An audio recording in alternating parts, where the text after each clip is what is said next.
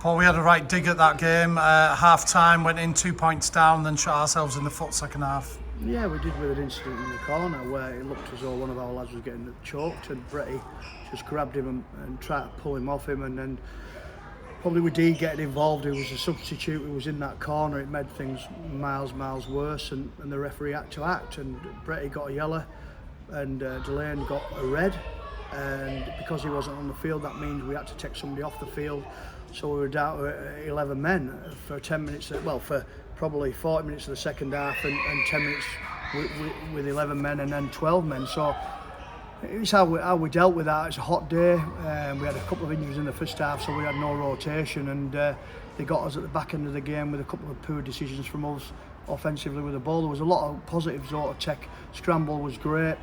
Probably game management could have been a little bit better. We didn't want to blow out. We said that before the game, that we'd manage it, whatever, we'd knock the ball out, we'd walk to the scrums and slow it down, and we needed to do that. We had a chance of 2 points, which I thought we could have took to get within 6 points of them, and we run the ball and come up with nothing, and we give them a couple of 20-metre restarts in that second half towards the back end of the game when we were absolutely out on our feet, that allowed them to go 50, 60, 70 metres and score off the back of it. But you know, I praise my players for absolutely digging in. It could have been an absolute blowout, and some of the scramble defence from the outside backs and the middles was absolutely outstanding, and it didn't reflect the effort we put in, but it was a big turning point of the game when the two fellas were one sent off and one binned, and probably that's what cost us being in it competitively.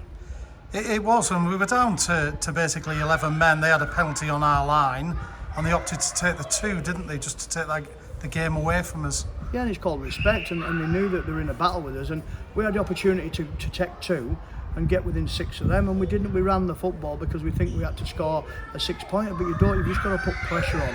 You get within 1 score, they're not as fluent and not as eager to play football as what they would if they were 26-12 up. You know, it got a little bit fluent, didn't it, at 26-12 up, but you put the 2 over, we get the ball back, save a little bit of energy, give everybody a rest, but no, we opted to run the ball, and a couple of end of set players got us in big trouble when we said we weren't going to run any 20-metre restarts. We're not going to win the game from there, 26-12 down with 12 men, but you can make it respectable and put pressure on every player, and we allowed them to come up the other end. But I can't fault the effort of the players. Have been great over this last month for us. They give everything they've got, they give it today. The fans were great as well, and they stopped and appreciated the effort, but we ain't going to win when we go down to 11 men and 12 men for the remainder of the game. It just sucks the juice out of you. You know, you make poor decisions when you're fatigued. But I say there was a lot of effort, and we've got to regroup. We've got some big players back next week with Ramon and Stacky. You know, they're going to put the boots on. Greg Worthington gives us a little bit of steel and help through the middle. And we'll go to Dewsbury and give it a good go there, because the big game, Swinton, Dewsbury, Whitehaven, Widnes, all of them now to the back end of the season are real big. But we've got that little cushion, and points difference will be a big thing.